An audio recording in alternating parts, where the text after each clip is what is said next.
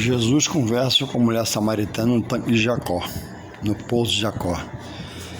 E desenrola assim o diálogo, né? O diálogo, em certo momento. Disse-lhe a mulher, São João 4:19. Disse-lhe a mulher, Senhor, vejo que és profeta. Nossos pais, ela começa a contar o que é feito no lugar que ela mora, em Samaria. Nossos pais adoraram neste monte. E vós dizeis que é em Jerusalém o lugar onde se deve adorar.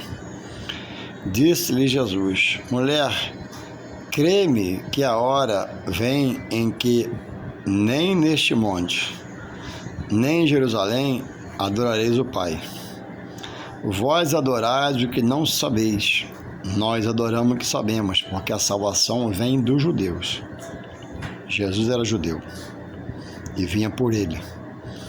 Mas a hora vem, e agora é, em que os verdadeiros adoradores adorarão em espírito e em verdade.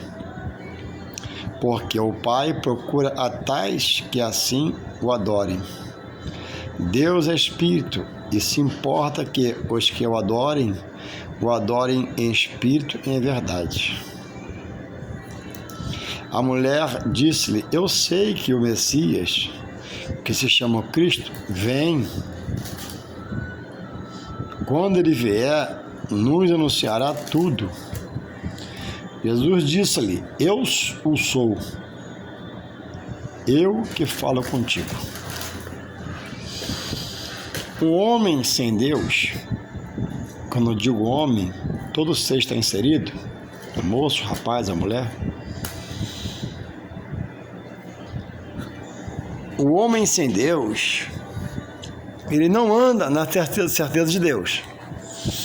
Ele ouve falar, até confessa, mas quando o homem é parado por Deus, hoje na graça, via o seu Espírito Santo, e Jesus é revelado a ele, como Jesus fez diretamente com Saulo, parou e fez dele o maior dos pregadores abaixo do Espírito Santo. Paulo escreveu 3 epístolas paulinas. Paulo escreveu a igreja, formou a igreja, ministrou na igreja, batizou na igreja. Paulo foi tremendo. Mas quando era Saulo, era terrível. Mas no terrível Saulo, tinha ainda o quê? O zelo pelo judaísmo e de querer agradar a Deus. Combatendo o que era de Deus por ignorância. Então Deus para e se revela a ele. E Saulo, por ter cidadania romana, né? Também recebeu, através do pai, cidadania romana. E era poliglota, era inteligente materialmente, mas louco espiritualmente, perseguiu o povo de Deus. Deus para e o muda. Então é assim, Deus quer nos parar e se revelar a nós. Aquela mulher até falou, adivinha o Messias, o Cristo. Aí Jesus, sou eu estou aqui, eu falo contigo. E nunca mais, certamente, que a mulher foi a mesma. E é dito no diálogo dela, nossos pais adoram nesse monte, em Samaria. Mas, ele diz, vocês, samaritanos, não sabem o que adoram. Porque a salvação em si vem pelos judeus, através de mim, que sou filho de Deus. E ele diz, vai chegar uma hora que nem nesse monte, que é o dela, de Samaria, nem em Jerusalém, seria ele adorado, porque haveria, eu creio que ele está falando de perseguição, dos seus últimos dias na terra, do dispersar dos discípulos. Então, onde adorar? Na perseguição. Se eu não posso sair de casa, no coração, em espírito de verdade. Aonde adorar? Se eu não posso ir na casa do Senhor, em casa, em verdade, espírito, consagração, separação. Então ela diz, vocês não sabem o que adoram. porque adoravam coisas, né, que Deus não se agradava.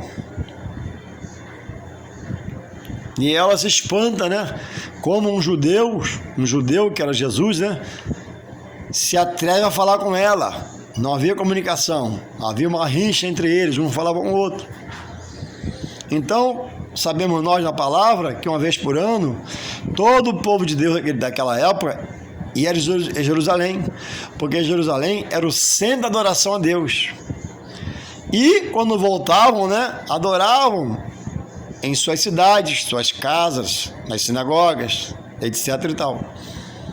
E Jesus, por ser judeu, muitas vezes foi na caminhada a Jerusalém.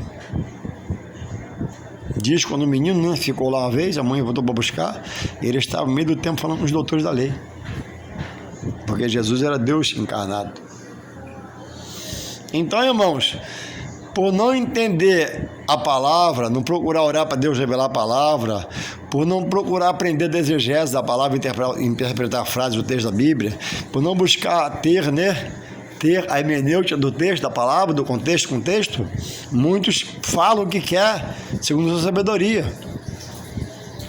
A igreja aqui, Jesus, a igreja maior, a primeira dada por Deus, a pedra maior, não está reprimindo, nem extinguindo, nem deturpando o que é a igreja hoje. Hoje, a igreja dada por Deus aos homens na terra, para o homem entrar por ela com ações de graça e cultuar e bendizer a Deus. Mas nem sempre se pode estar na igreja que é chamada de templo também. Pelo trabalho, pela escada de trabalho. Mas sempre que pode, os fiéis estão sempre lá adorando e louvando a Deus. Então hoje muitos abrem um bocão, até bocões, né? E um dia já pregaram a palavra, tomaram a ceia, foram batizados. Hoje diz que foram enganados, porque não interpretam a palavra na sua hermenêutica, na sua exegese. E ouve de outros, né, falsos líderes, falsos obreiros, se empolgam e ficam fora. E dizem, eu fui enganado. Eu sou o templo. Que templo que eu sou? Se o mal está na barriga, me faz estar no banheiro sentado no vaso o dia todo. Uma igreja muito fraca, né? Que igreja seria eu, né? Que se tiver uma doença ruim, tem que dar ao hospital internado. Não, nós somos parte da igreja. Somos corpo da igreja, frequentamos a igreja é a igreja, o servo é o servo. A casa do servo não é a igreja, é a extensão da igreja, a igreja, a casa é a casa. Se todos nós fôssemos uma igreja, quando se reunisse para cultuar a Deus, o culto seria uma bagunça, uma balbúrdia. Sabe por quê? Cada um teria o seu culto. Haja visto, no entanto, né, que Deus deu mestres, pastores, presbíteros, diáconos, diaconisas, para dirigir a igreja e cultuar a Deus. Por isso que o culto é aberto em nome de Jesus, para Jesus dirigir o culto e nos dar o padrão, né? Quem tem pregação, prega, quem tem louvor, louva, quem tem saudação, fale, quem tem testemunho, conte. O culto é uma organização eclesiástica dada por Deus. Efésios 4:11, Deus, doutores, pastores, presbíteros, diáconos, diaconisas, obreiros. Só não deu pastora nem bispa, né? Aí é rebeldia, pastor e bispo é rebeldia, não está na palavra não. Raquel foi pastor de ovelhas, animal. Então, a igreja não foi abolida pelo Senhor. O templo tem sua validade hoje na graça. Hoje de manhã eu fui o templo, li a palavra, dei a palavra. Hoje é domingo, estou falando com vocês. À noite, 7 horas, eu vou para a igreja, vou louvar a Deus, agradecer a Deus, exaltar a Deus, ser grato pela chamada salvação.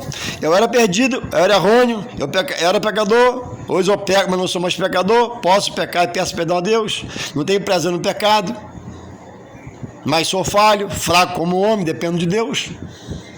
E aí o homem que um dia frequentou a casa do Senhor, virou-se obreiro, pregou a palavra, ministrou a palavra, hoje diz que foi enganado. O templo foi derrubado, o templo foi derrubado, o templo pedra, areia e cimento. Mas o templo de Jesus dirige a todos hoje na graça. E a igreja não é do coração do homem, é do coração de Deus. Deus permite hoje o homem, né, fazer em templo. No Antigo Testamento, primeiro tabernáculo, ele disse como fazer, metragem, jeito, e agora não. Agora Deus permite o homem, com o coração aberto à obra dele, bancar um prédio, edifício para ele, fazer um prédio, doar um prédio, abençoar o prédio, e ali nós entramos e adorarmos. Então, cuidado de quem você segue, cuidado de quem você ouve. Muitos são que falam o nome de Deus, né? Mas já não tem mais Deus no coração.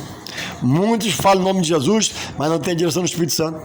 E propagam, né, mentiras e contam histórias, falácias, fábulas, que têm desviado muito do tempo e afastado muito de Deus.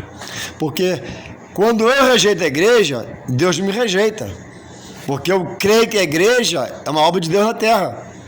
Ah, mas lá tem homem que falha, tem homem que mente, tem homem que rouba, tem homem que engana, tem homem que adultera. Sim, mas Deus errou por acaso? Não.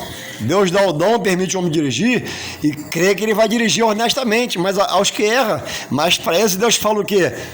Você não estuda a palavra não? Ai dos que por ele vier o escândalo. Não é assim? Ah, o pastor fulano errou, o pastor ciclano errou, o obreiro... Deus está cuidando de tudo. O erro do pastor na casa de Deus não invalida a santidade da palavra, nem o poder de Deus. A palavra de Deus, até na boca de um pecador, tem poder para libertar e salvar. Agora, quem a profere pode estar condenado pelo próprio Deus. Então não deixe nenhum escândalo humano afastar você da palavra. Sem a palavra, você está perdido. Sem a palavra, você não se salva. A palavra remete ao homem e à igreja. A igreja remete à palavra. A palavra remete a Cristo. Cristo remete a Deus. Deus remete, vai dizer, a sua boca, eu vou salvar você se você me adorar e me buscar. Então querem propagar, né, que o tempo acabou, o tempo é falido. Não, o tempo impera nele a palavra de Deus. E está no curso dos tempos. Eu vou no templo, vejo a palavra, ouço a palavra, escuto a palavra, prega a palavra, e o que crê até o fim será salvo. O que ficar pelo meio do caminho vai perecer, o que ficar pelo meio do caminho vai se perder. E aqui está esse livro, a Bíblia Sagrada. Quem crê nela e nas suas palavras de Deus vai ser salvo, quem não crê vai ser condenado. Então desperta em você, né, que está olhando para o homem, crendo no homem, combate o tempo, pisa no tempo, julga o tempo, fala mal do tempo. Como é que você vai tomar ceia em casa? Como é que você vai batizar em casa? Como é que você vai ter uma liderança espiritual em casa, dada por Deus? Paulo nos diz, o sábio Paulo nos diz, Paulo não retrata em Efésios 4:11, porque Deus deu à igreja, Deus deu o quê? Doutores na palavra, conhecedores, pastores, presbíteros, diáconos, diaconisas, evangelistas. E você não crê? Pois é, você crê no pau, crê na pedra, você crê em coisas, mas não crê que o livro é sagrado, é a palavra de Deus, que é sagrado porque Deus é santo. Que Deus possa te acordar, despertar, você pode interpretar melhor a palavra e acordar. Cuidado para você não achar que está perto de Deus, está longe de Deus. Cuidado para você dizer que ama Deus, mas não demonstrar esse amor pela verdade, pelo seu querer, pela sua sabedoria. Cuidado em quem você segue, quem você escuta, quem você olha, para ser exemplo para você. O templo está em franca atividade, né? E a pregadoria é a palavra de Deus. E o que queira será salvo. Deus te abençoe em nome de Jesus. Amém.